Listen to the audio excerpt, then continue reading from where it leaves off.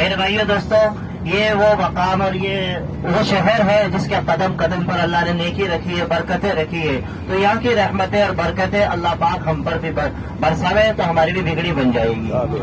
میرے دوستو، بزرگوں اور عزیز ہو، حاجی صاحبان، اللہ کا کرم احسان ہے کہ اللہ پاک نے قرآن پاک میں ارشاد فرمایا، ان اول بیت وضع للناس للذی ببکۃ مبارکا وہدی للعالمین، کہ اللہ پاک نے سب سے پہلے سرزمین کے اوپر جو مقام بنایا ہے وہ بیت اللہ بنایا ہے نا.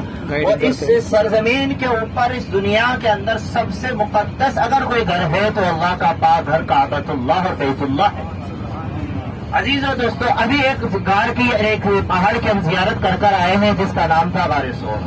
غار ثور کا واقعہ یوں ہے کہ جب ہم اور آپ کے آقا جناب محمد رسول اللہ صلی اللہ علیہ وآلہ وصحبہ وسلم مکہ المکرمہ چھوڑ کر ہجرت کر مدینہ المنورہ تشریف لے کر جا رہے تھے تو آپ نے یہاں پر 3 دن تک قیام فرمایا ہے اسی پہاڑ کے اندر.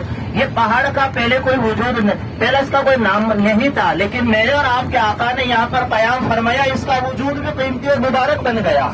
ہمارے آقا مبارک تو یہ بھی مبارک بن گیا.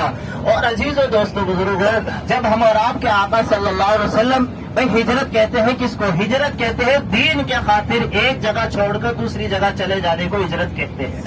مسلمانوں نے اس مکہ المکرمہ سے 2 ہجرتیں فرمائی ہیں. ایک ہجرت فرمائی ہے مکہ المکرمہ سے ملک حبشہ کی طرف، دوسری ہجرت فرمائی ہے مکہ المکرمہ سے آپ اور ہمارے نبی صلی اللہ علیہ وسلم نے، صحابہ کرام نے مکہ المکرمہ سے مدینہ المنورہ کی طرف. اچھا، اب مکہ المکرمہ جب ہم اور آپ کے نبی علیہ الصلوۃ والسلام چھوڑ رہے تھے، جا رہے تھے، کیونکہ آپ علیہ الصلوۃ والسلام اسی شہر میں پیدا ہوئے ہیں اور 53 سال ہم اور آپ کے نبی نے اسی مقدس سرزمین کے اندر گزارے ہوئے تھے. جب آپ رات کے وقت یہاں سے نکل رہے تھے تو آپ نے اپنے بستر کے اوپر حضرت علی رضی اللہ تعالیٰ عنہ کو سلا دیا، اور جو باہر کافر جو آپ کا گھر کا محاصرہ کر کے کھڑے ہوئے تھے، ان لوگوں کی امانتیں ہم اور آپ کے نبی کے پاس میں رکھی ہوئی تھی. کیونکہ مکہ کے گھر گھر میں ہم اور آپ کے نبی کے بارے میں ایک بات کا چرچا تھا کہ یہ نبی امین ہے، صادق ہے. سچائی اور امانت داری کا چرچا گھر گھر میں تھا. عرب کے لوگ آپ کو صادق اور امین کے نام سے پکارا کیا کرتے تھے. یہ ہے ہمارا آپ کے نبی، اس لیے ہم سچے نبی کی امتی ہیں، ہم امین نبی کی امتی ہے. اس لیے ہم نیت کریں، ارادہ کریں کہ آج مومن سب کچھ ہو سکتا ہے لیکن جھوٹا نہیں ہو سکتا ہے، کبھی امانت میں خیانت نہیں کر سکتا ہے. اس لیے یہاں جب تک رہیں گے یا جب ہم ہمارے ملک میں بھی چلے جائیں گے تو ہم اپنی نظروں کی بھی حفاظت کریں گے، اپنے ایمان کی بھی حفاظت کریں گے. اس لیے عزیزوں دوستو، جس طریقے سے بھائی نے بتایا کہ یہاں کی نیکیاں بڑھ جاتی ہے، اللہ نہ کرے کسی بھائی سے اگر گناہ ہو گیا ہے، اس گناہ کا بھی جرم اور سزا بھی اتنی ہی خطرناک ہو جاتی ہے. سب سے زیادہ ہم اور آپ کو سنبھالنے کی ضرورت ہے اپنی نظروں کو، اپنی نظروں کو، کیونکہ نظر شیطان کے تیروں میں سے ایک تیر ہے. اس لیے اس نظر کو سنبھال کر رکھنا ہے، کسی غیر محرم پر نظر نہ پڑے. اور عورت کے لیے حکم ہے کہ وہ اپنے پردے کا پورا اہتمام کرے. ایک بے پردہ عورت نہ جانے کتنے مردوں کو گنہگار بنا دیتی ہے. اس لیے اپنے پردوں کا ضرور اہتمام کرے. ہم نیکیاں حاصل کر رہے دوسروں کو گنہگار بنا دے. اس لیے میرے بھائیوں، یہ سنبھلنے کا وقت ہے، قدم قدم پھونک کر رکھنا ہے. ہم اور آپ کے نبی علیہ السلام رات میں نکلتے ہیں، حضرت علی رضی اللہ عنہ کو اپنے بستر پر سلا دیتے ہیں اور کہتے ہیں علی صبح ہم آپ کو مل جائیں گے، یہ جو لوگ باہر کھڑے ان کی امانتیں ان کے حوالے کر کر ہم سے مل لینا. ہم اور آپ کے نبی، مختصر بتاتا ہوں، ہم اور آپ کے نبی وہاں سے نکل جاتے ہیں اور باہر نکلتے ہیں اور ایک مٹی لیتے ہیں اور کافروں کی طرف پھینک دیتے ہیں. وہ کافر اپنی آنکھوں کو ملتے ہوئے رہ جاتے ہیں. ان کے سامنے سے ہم اور آپ کے نبی بڑے سکون اور اطمینان کے ساتھ گزر جاتے ہیں. ادھر آپ کے یار حضرت ابو بکر صدیق رضی اللہ انتظار فرما رہے تھے. دونوں مل جاتے ہیں کیونکہ کافروں نے ایک اعلان کر دیا تھا کہ جو نبی صلی اللہ علیہ وآلہ وسلم نعوذ باللہ آپ کا قتل کر دے گا، اس کے اوپر انہوں نے بہت خطرناک انعام رکھا تھا. اور آپ کے نبی اس غار میں آ گئے اور یہاں پر آپ نے قیام فرمایا. یہاں کا بھی لمبا واقعہ ہے کہ ہم اور آپ کے نبی علیہ الصلوۃ والسلام بڑی مشقت سے اوپر چڑھے.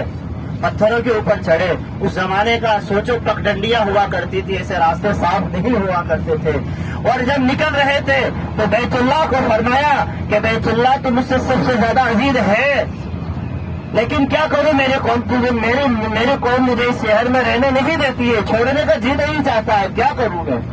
پھر اللہ سے کہا, اللہ میں یہ میرا محبوب شہر چھوڑ کر جا رہا ہوں, تو کسی محبوب شہر کی طرف مجھے لوٹا دے. تو اللہ رب العالمین ہے اور آپ کے نبی رحمت للعالمین ہے. اللہ نے فرمایا کہ تو آپ میرے محبوب ہو تو محبوب شہر ہی کی طرف آپ کو بھیجوں گا.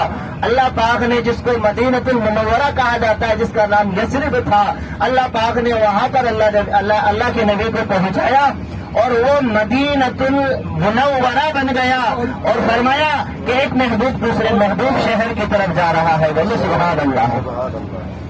یہ ہے ہمارا آپ کے نبی اس پہاڑ پر چڑھے, یہاں پر روکے, کافروں میں ہلچل مل گئی, اور قرآن جس کو کہتا ہے کہ وما رمیت اذ رمیت ولکن اللہ رمی, آپ نے جب ان کے اوپر مٹی پھینکی آپ نے نہیں پھینکی, وہ اللہ تعالیٰ کے حکم سے حضور نے پھینکی ہے. تو یہ کافروں کے کچھ کافر کیا تدبیر کر رہے تھے, اللہ کی کیا پلاننگ چل رہی تھی. ہمارا آپ کے نبی جب قیام فرماتے ہیں, ابو بکر رضی اللہ عنہ غار کو صاف فرماتے ہیں, اس پر قیام فرماتے ہیں, کافر ڈھونڈتے ڈھونڈتے وہاں بھی پہنچ جاتے ہیں کافروں کی, لیکن اللہ نے مت مار دی. ابو بکر رضی اللہ تعالیٰ عنہ نے دیکھ لیا کافر آ رہا ہے, اور ان کی قدموں کو بھی دیکھ لیا ہے, لیکن پیارے نبی صلی اللہ علیہ وسلم نے اپنے ساتھی سے فرمایا لا تحزن ان اللہ معنا.